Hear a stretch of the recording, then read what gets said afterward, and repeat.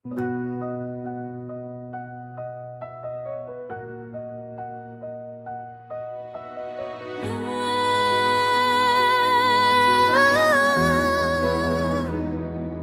3 de Mayo, alas 9 sa gabi, naglives si Kapitan katawanan gudyay agyud. Walay kahadlok, mikosok tinud, tapa ng mga yawa, nagplanog patay kanimo. Dodong nanay death threats, tipo sa iyang wall, undang nagsaba. O dili ka na makaginhawa, pero ikaw ligon, wala ka mo talikod. Gisulti mo ang kamatuoran, bisag na anay kamatayo na bukod-abo, kulang nga auto. Nagpark sa atubangan, naghuna-huna ka pa, kinsakahan ni sila. Dayo ng pusil, naglagot-lagot, tabang-tabang ang katapusan ni mong tingog. Kapitan Butol, wala kay sala.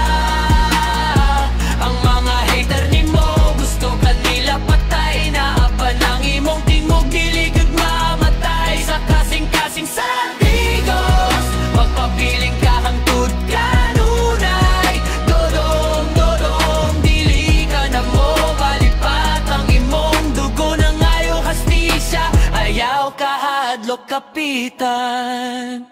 Samtang naglive ka, nakita sa kamera ang kalibutan, nakasaksi ang tinuhod na expose na. Karon nagisi ang mga buwang-buwang, naghuna-huna nga tapos na ang imong away. Wala sila kahibalo, dodong mas kusog ka karon, kayang imong kamatayon maunay simento sa revolusyon. Ang 3 de Mayo naggudrot karon, ang masa nagmata, ang away ipadayon.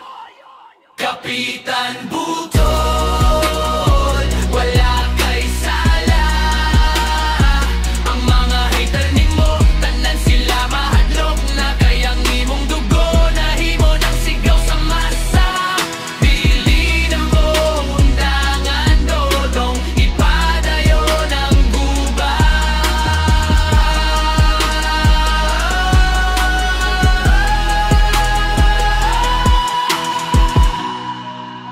Karon naghila kang 3 de Mayo, apanayaw kahadlok bay. Kung sila mohunong sa pag-live, kami na ang mag-live para kanimo bay. Kami na ang mosulti, kami na ang mo